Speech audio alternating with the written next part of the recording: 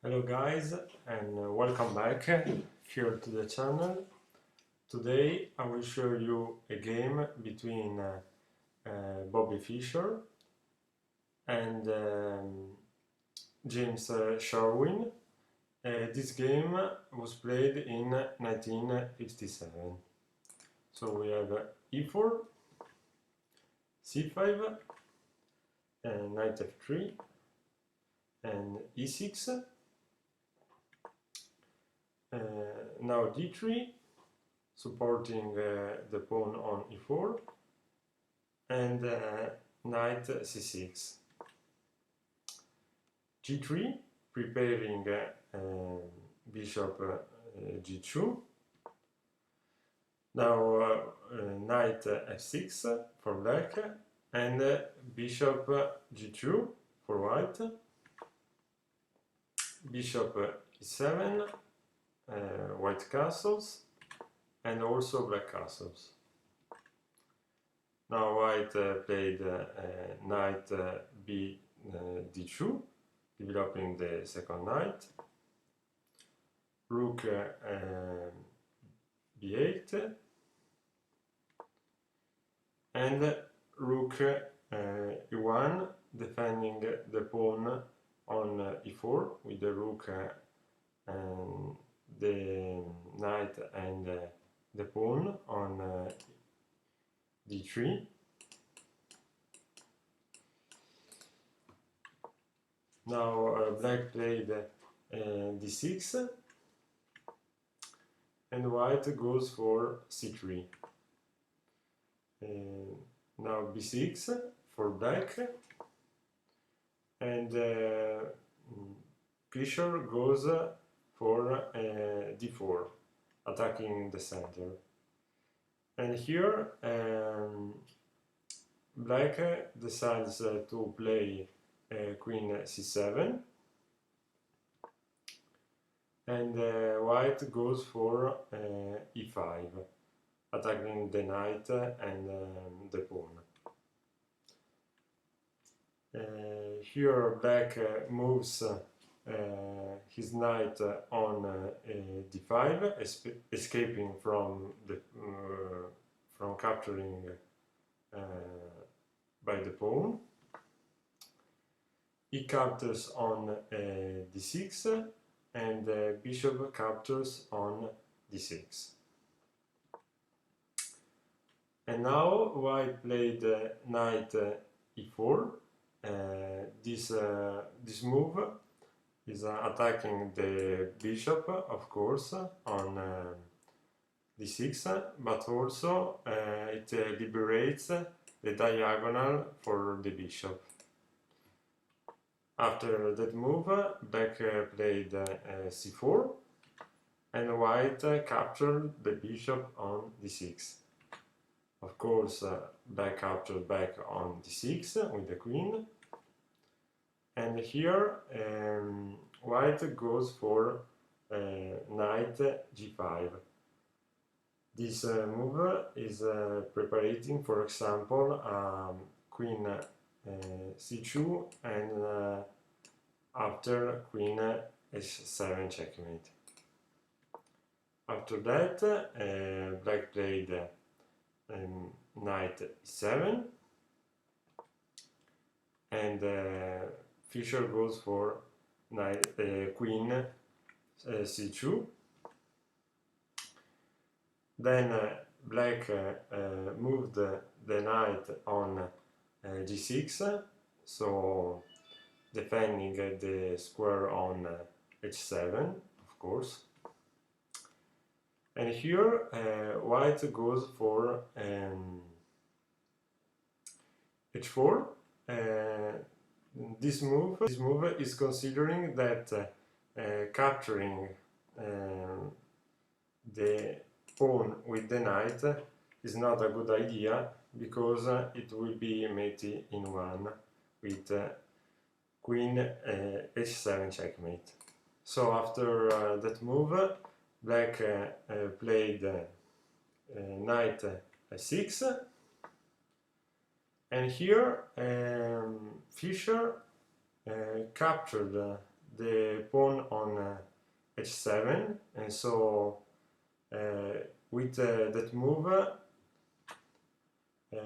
it lures the black knight to h7, and it allows playing h5, attacking the knight on g6.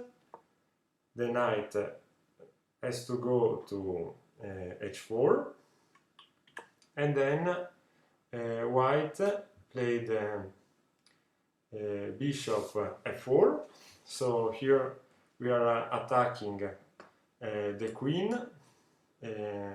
and the rook with the pin, and of course the knight with the pawn on g3. So after that move, of course, black played queen d8, and Fischer captured the knight on h4. Here another solution would have been capturing the rook with the bishop. But anyway, after that move, black played rook b7, of course escaping from the attack of the bishop. And here white goes for h6, attacking the pawn on g7. Here black captured the h4, and white captured on g7. Here black captured, but is a mistake. Here the best move was, for example, moving the rook here to d8. But anyway, after that move, white played rook e4, so this is supporting the bishop, and it attacks the queen with the X rays. After that move, black played queen h5, and Fischer goes for rook e3, preparing rook h3, attacking the queen. And here black played f5, and white goes for rook h3, attacking the queen. The queen goes back to e8, and Fischer played bishop e5 check. The knight goes to f6, and Fischer played queen d2, preparing queen g5 with check. And here that's another mistake for black. Here by moving the king to f7, here the best solution was playing for example queen g6, but in the game was played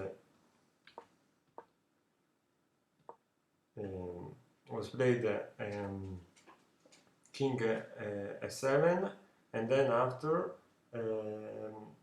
white played queen g5.